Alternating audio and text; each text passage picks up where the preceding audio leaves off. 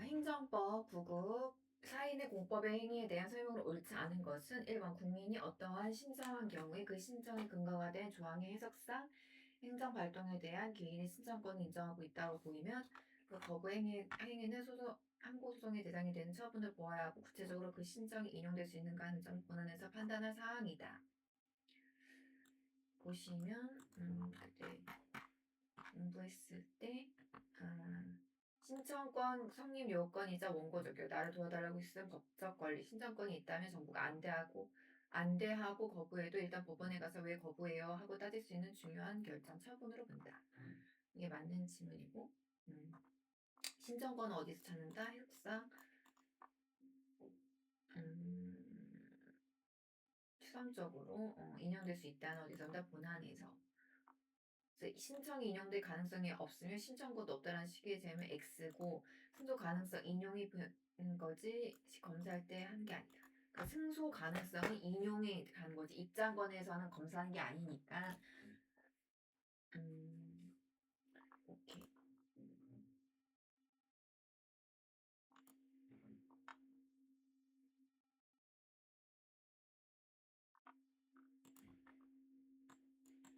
맞다. 그래서 1번은 맞는 질문이고 2번에 민원상의 신청서를 실질적인 요건에 관한 흠이 있더라도 그것이 민원인의 단순한 착오나 일시적인 사정 등에 기인한 경우에는 행정처분 보완을 요구할 수 있다. 네, 관청은 이 서류는 틀렸으니 무효라 바로 보내지 않고 이 부분만 고쳐주세요 하고 고칠기에 보완 요구를 해줘야 된다. 이것도 맞는 질문이고 3번에 건축주 등은 건축신고가 반려될 경우 건축물의 건축을 개시하면 시정명령, 이행강제금, 벌금의 대상이 되거나 다음의 건축물을 사용하여 행위의 허가가 거부될 우려가 있어 불안정한 지위에 놓이게 되므로 건축신고의 반려행위나 항고소송의 대상이 인정이 된다.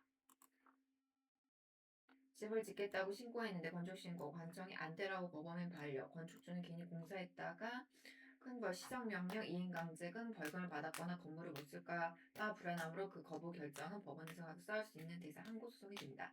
라는 질문입니다. 4번에 건축법상의 건축신고가 다른 법률에서 정한 인가, 허가 등의 의제의 효과를 수반하는 경우라도 특별한 사정이 없는 한 수리를 요하는 신고로 볼 수 없다라고 했는데 건축신고가 다른 허가까지 한꺼번에 처리해주는 의제 효과라는 경우에도 정부가 받아줄 필요가 없는 수리를 요하는 단순한 신고로 봐야 한다고 주장하기 때문에 틀렸다. 다른 허가까지 한 번에 처리해주는 의제 효과, 건축신고는 단순히 알리는 것을 넘어 관청이 내용을 심사하고 공식적으로 받아줘야만 효력이 생기는 수리를 요하는 신고로 본다. 의제 효과는 한 가지 행정행위, 신고, 허가 등을 하면 여러 가지 허락을 받는 것으로 법이 인정해주는 편리한 효과. 수리를 요하는 효과는 관청의 내용을 확인하고 받아들인다고 승낙을 해줘야 법적으로 생기는 효과. 그래서 인허가 자체로도 수반하는 경우라도 신고로 볼 수 있다. 그래서 정답은 4번. 2번 평등 원칙에 대한 설명을 옳지 않은 것은 1번 국가기관이 채용시험에서 국가유공자의 가족에게 10%의 가산점을 부여하는 규정은 평등권과 공무담인권을 침해한다. 네, 이거는 나라를 위한 희생, 국가 유감은 훌륭하지만 그 가족에 너무 높은 가산점 10%를 주면 다른 사람들이 공평하게 경쟁한 권리, 평등권과 능력을 발휘할 기회, 공무 단위권을 심하게 빼앗아 위헌이다. 네, 맞는 질문이고 2번에 평등 원칙은 동일한 것 사이에서의 평등 행위로 상이한 것에 대한 차별 정도에서의 평등을 포함하지 않는다라고 했는데 평등 원칙은 똑같은 사람을 똑같이 대우하는 것뿐만 아니라 합리적인 이유가 있다면 다른 사람을 그 차이만큼 다르게 대우하는 것, 차별의 정도까지 포함하는 개념이다. 그래서 X.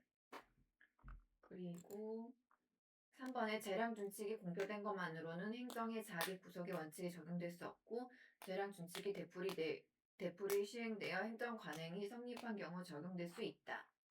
라고 했는데 네, 이건 맞는 질문이에요. 단순히 종이 위에 적힌 규칙, 재량 준칙만으로는 국민에 대한 구속력이 없지만 그 규칙대로 현실에서 행동이 반복되어 국민이 그 기준을 믿게 되면 행정 관행 성립, 행정청은 더 이상 그 규칙을 마음대로 어길 수 없게 되는 것입니다. 그래서 이거 맞는 질문이고, 어, 4번. 행정의 자기 구속의 원칙이 인정되는 경우에는 행정 관행과 다른 처분은 특별한 사정이 없는 한 위법이다. 그래서 행정 관행이 성립된 경우에는 행정청이 스스로 그 관행이 구속됩니다. 만약 특별한 사정, 예, 그 관행 자체가 법을 위반하는 경우 혹은 사정의 변경이 있는 경우 등 없이 관행과 다른 처분을 한다면 이는 평등의 원칙이나 신뢰 보호의 위반이 되는 것이어서 위법한 처분이 되는 것입니다. 여기서 이것도 맞는 질문입니다. 3번 행정소송제도에 대한 설명으로 옳지 않은 것은? 1번 개별 법령이 합의제 행정청의 장을 피고로 한다는 명문 규정이 없는 한 합의제 행정청 명의로 한 행정처분의 취소 소송의 피고 적격자는 당해 합의제 행정청이 아닌 합의제 행정청의 장이다. 이 뜻은 X 합의제 행정청위원회에 이 처분한 경우 법에 특별한 규정이 없으며 취소 소송의 피고는 그 처분을 내린 합의제 행정청 위원회 자체이지 그 위원장이 아니다. 그래서 행정처분의 취소 소송의 피고 적격자란 쉽게 말해 행정기관이 내린 결정 처분에 불만을 품고 법원에 이 결정을 취소해 주세요라고 소송을 제기할 때 누구를 상대로 소송해야 되는 것을 뜻하는 법률 용어. 포인트는 명문 규정이 없는 한 위원회 피고이다. 원고는 소송을 제기하는 사람이 단체 피고 소송을 당하는 사람이나 단체. 예외 적용이 있는데 위원장이 피고인 경우에 개별 법률이나 판례에 따라 그 장이 소송의 피고가 되는 특별한 예외 적용. 노동위원회 처분 피고, 중앙노동위원회 위원장. 2번 해양안전심판원 처분 피고는 중앙해양안전심판원장. 3번 시도인사위원회 처분 피고, 시도인사위원회 위원장. 그래서 이거는 틀린 질문이고. 2번 원고가 피고를 잘못 지정한 경우 피고 경정은 취소 소송과 당사자 소송 모두에게서 사실심 결론에 이르기까지 허용한다. 라고 해서 이거는 맞는 질문이고 3번에 법원은 당사자 소송을 취소 소송을 변경하는 것이 상당하다고 인정할 때에는 청구의 기초에 변경이 없는 한 사실심의 변론 종결까지 원고의 신청에 의해 결정으로서 소수의 변경을 허가할 수 있다라고 했는데 일단 2번 아까 다시 원고가 피고를 잘못 지정한 경우 피고 경정은 취소 소송과 당사자 소송 모두에서 사실 변론 종결까지 이르게 허용된다. 피고 경정은 소송의 초기 단계에만 가능한 것이 아니라 사실심, 1심 및 2심 변론이 끝날 때까지 비교적 늦은 시점에도 허용된다는 의미이다. 이는 국민의 권리 부재를 최대한 폭넓게 인정하려는 취지이며 법원이 사실심 변론 종결 결심하여 판결문을 작성하기 시작하면서 그때부터 피고를 바꿀 수 없으므로 피고 경정은 그 이전 사실심 변론 종결까지 이루어져야 한다. 개념. 피고 경정 소송을 제기할 때 원고 소송을 건 사람이 소송의 상대방 피고를 잘못해 지정했을 경우 소송 도중에 원래 피고를 올바른 피고를 바꾸는 것. 사실심 변론 1심 또는 2심 법원에서 원고와 피고가 더 이상 새로운 주장이나 증거를 제출할 수 없도록 심리 절차가 마무리된 시점.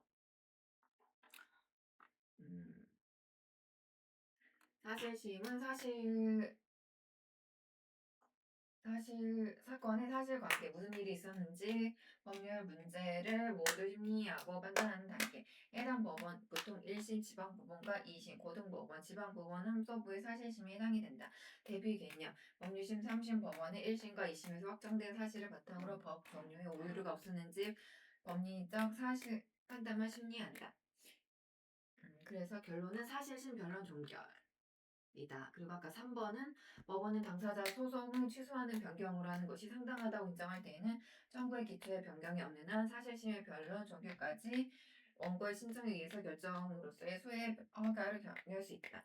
소송을 잘못 제기했을 때 법원이 허락하면 소송 도중에 올바른 종류를 바꿀 수 있다. 당사자 소송은 행정청의 처분은 없지만 공법 관계를 둘러싼 국가나 공공기관과 국민 간의 권리 또는 의무를 다툼을 하기 위해 제기하는 소송이다. 청구의 기초에 변경이 없는 한 의미는 소송의 목표를 다투는 핵심 문제가 완전히 달라지지만 않는다면 의미이다. 3-4번. 당사자 소송의 원고가 피고를 잘못 지정하여 피고 경정 신청을 한 경우 법원은 결정으로써 피고의 경정을 허가할 수 있다. 맞는 질문이다. 법원은 당사자가 소송에서 원고가 피고를 잘못 지정한 경우 피고 경정 신청이 있으며 결정으로 피고의 경정을 허가할 수 있다. 피고 경정 허가 결정이란 법원이 소송의 원고가 피고를 잘못 지정했을 때 원고의 피고 경정 신청을 받아들여 당초의 피고를 새로운 피고로 바꾸는 것을 허가하는 법원의 재판을 말한다. 이는 주로 행정소송, 당사자 소송 포함해서 피고 적격을 가진 자가 누구인지 불명할 때 소송의 적법성을 유지하고 실제적 진실을 가리기 위해서 사용된다. 법원은 판결이 아닌 결정의 형식으로 이를 허하한다.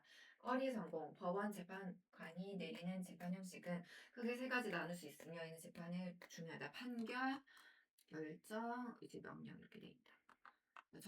그리고 이제 4번 수익적 행정행위의 처리에 대한 옳은 것은 1번 수익적 행정행위에 대한 취소권 등의 행사는 기득권의 침해를 정당화할 만한 중요한 공익상의 필요 또는 제3자의 이익을 보호할 필요가 있고 이를 상대방이 받는 불이익과 비교 형량을 볼 때 공익상의 필요 등 상대방이 입을 불이익을 정당할 만큼 경우에 하나여 허용될 수 있다.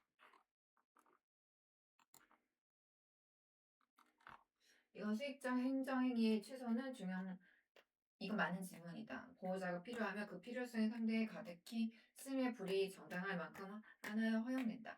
수익적 행정행위란 행정장의 특정 개인에게 권리나 이익을 부여하거나 의무를 해자야 상대방에게 유리한 효과를 발생시키는 행정행위이다. 쉽게 말해 국민에게 좋은 일을 해주는 행정처분이다. 2번 행정행위를 한 처분청은 비록 처분 당시에 별다른 하자가 없었고 처분 후 일을 처리할 별도의 법적 근거가 없더라도 원래 처분을 존속시킬 필요가 없게 된 중대한 공익상 필요가 발생한 경우에도 그 효력을 상실케 하는 별개의 행정행위로 이를 처리할 수 없다. 틀렸다. 행정행위를 한 처분청은 비록 법적 근거 없더라도 중대한 공익상의 필요가 발생한 경우 원래 처분을 처리할 수 있다.